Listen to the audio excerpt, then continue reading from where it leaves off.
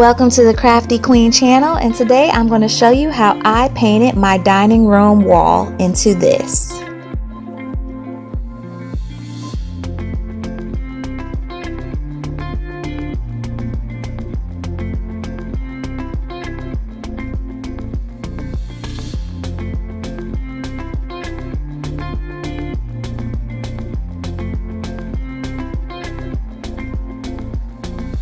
This is how my dining room looked before I painted it. I also did a full dining room makeover video that I'm going to put a link to at the top of this video in case you want to check that out. But for right now, I'm just going to show you how I painted and put a chair railing on this wall.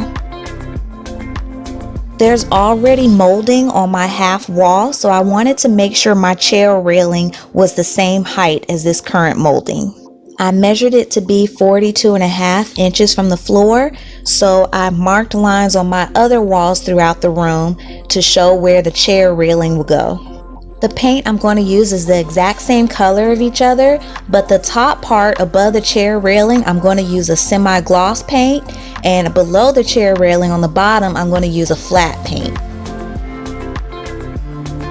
Now I'm going around the room painting all the edges, and when I get to that 42.5 inch line that I marked on all the walls, I'm going to make sure to stop that particular color right at that line.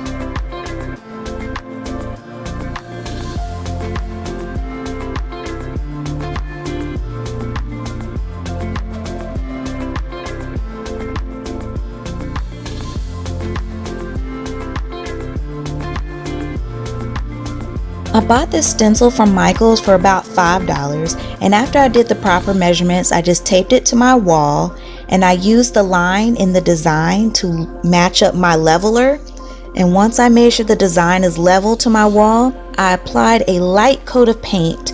Now you have to make sure your paint roller is just about dry before you paint it onto the stencil, otherwise you're going to get bleed through. So you can use a paper towel to get off any extra paint. I used the semi-gloss paint for my stencil design, and I'm going to paint over the flat paint which I already put on the bottom part of my wall.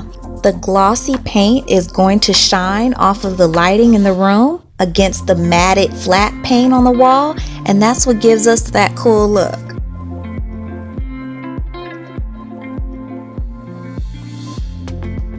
And I just used some spare paint to paint over any mistakes I made. Now I figured out that you have to use a lot of measurements to make sure all of your designs are at the right place so that they look right to the eye. So these are the measurements that I used, and I'm just going to show you how some of them match up.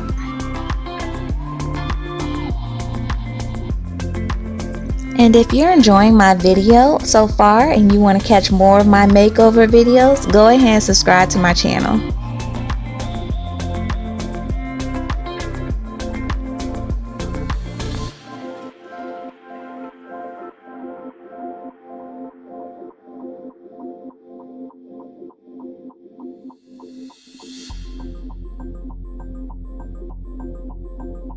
I picked up two 12-feet chair railing molds from Lowe's at $11 each, and I also got a miter box so that I could cut them down to the sizes that I needed.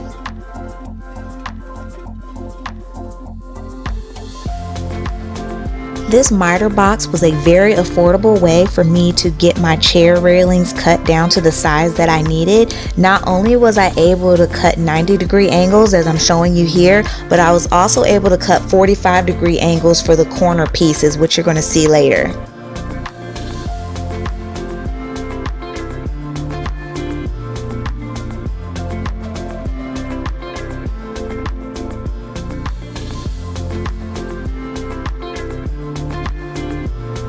After I glued my chair rail moldings to the wall with liquid nails, I also made sure that each of my pieces were level with my leveler, and I made sure my pieces were still measuring to be 42.5 inches from the floor. And then I used these finishing nails to hammer the pieces in the wall as well.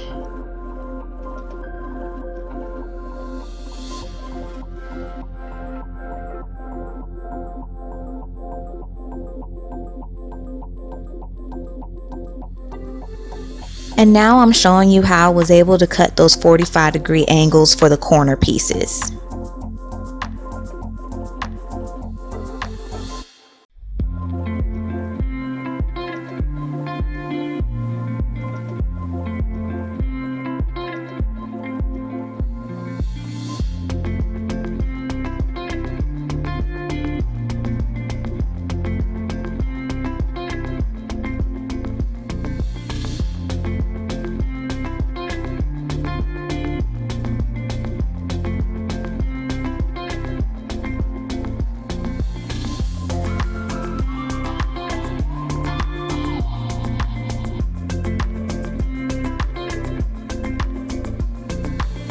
I used this dry deck spackling to cover up the nails in my molding, and then I sanded them down once they dried.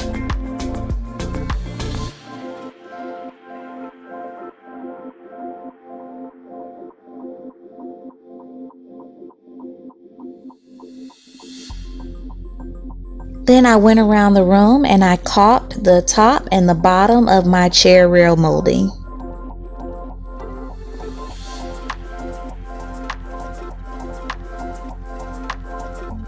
And I finished up the job and I painted on my chair rail molding with this gloss contractor's paint.